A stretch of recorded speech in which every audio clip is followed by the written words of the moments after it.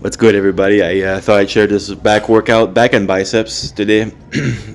Pretty straightforward stuff, but highly effective and draining, but worth it.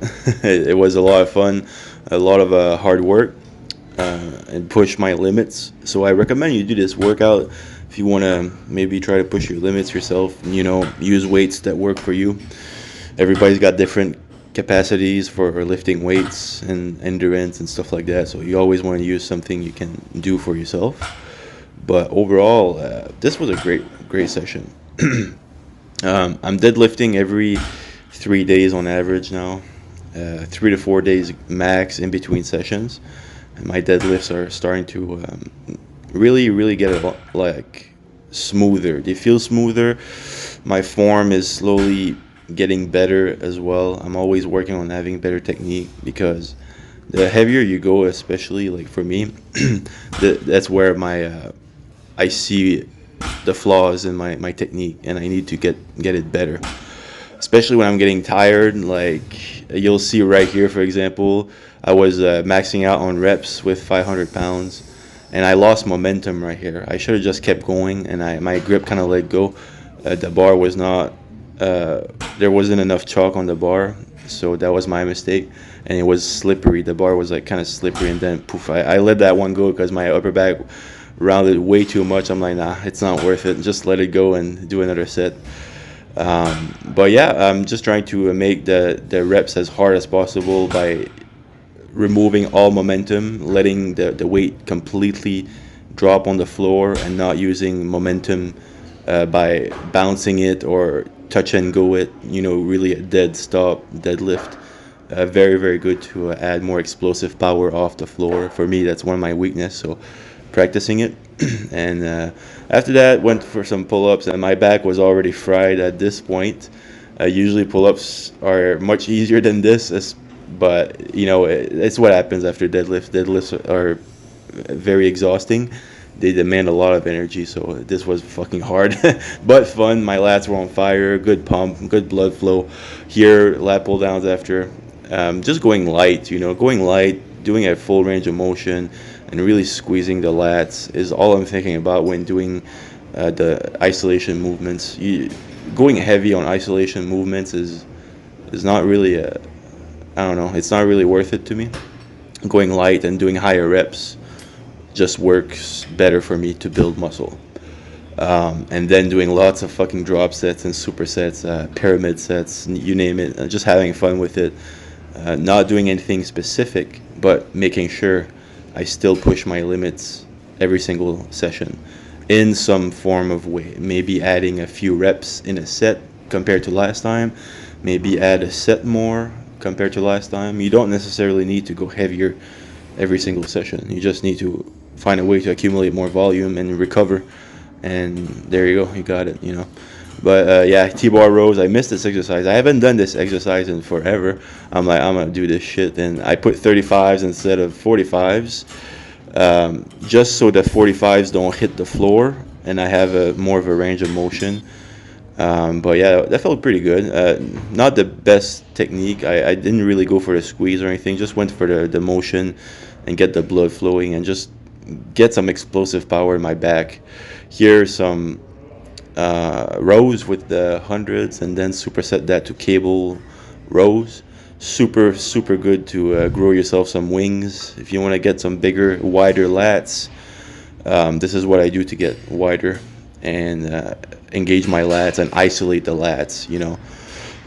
That's why I superset this to cable right here. This is a nice angle to really squeeze every single time. I would squeeze right there at the very bottom or the very end of the motion, and I would just squeeze my lats and get the blood flow there, and immediately go for the other side.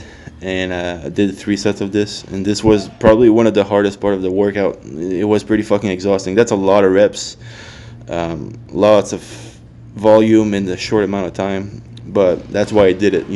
This shit works for me to get results. So you gotta pump up the intensity sometimes and make yourself uncomfortable. Like I said many times, if you're comfortable in the gym doing your workouts, you're probably doing something wrong. You don't need to gas yourself out every single fucking time, like I said, or max out every time, but you need to push your limits in some form of way, you know, to get results. Because your body doesn't care how you feel, if you're feeling good, if you're feeling bad that day. Your body just cares about getting reps in, and then adapting to that. You know, your body doesn't give a fuck about how you feel. So that's how I think about it. You know, even if I'm not motivated to go to the gym that day, I'll still go, because I know in the long term, in the long run, it'll help me with my health, with my goals, with my fitness, and everything. So, you know, I'm a human being like you. I'm not always motivated to go to the gym. I'm not always motivated to do this shit.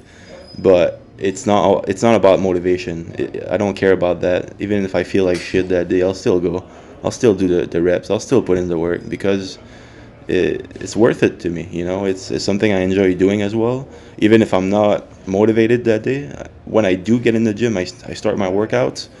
Everything just starts to get together, and I'm really starting to get into a better mood, and get off the gym after doing all that work and pushing my limits mentally and physically. It's just so rewarding, such a rewarding feeling. That's one of the main reasons I still keep going, still keep pushing, you know.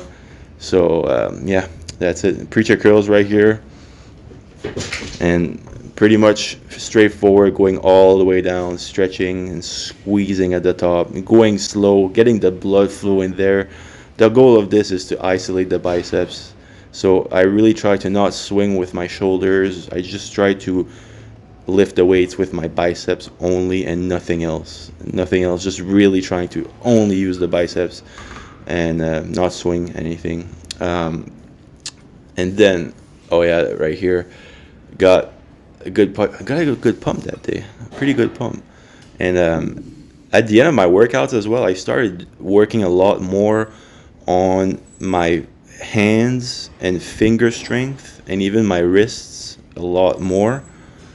I'm trying to make my wrists thicker, because I feel like my wrists are so fucking small compared to my forearms and my hands. So working on that to get thicker wrists, it is possible.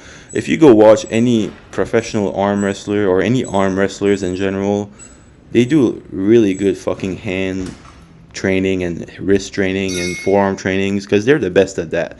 You watch any arm wrestler train, or even arm wrestle, they got the biggest fucking hands and wrists you ever seen in your life, because they do specific workouts for that. And it's very possible to get thicker hands, thicker wrists. It's just that you gotta do it. You gotta fucking put in the work.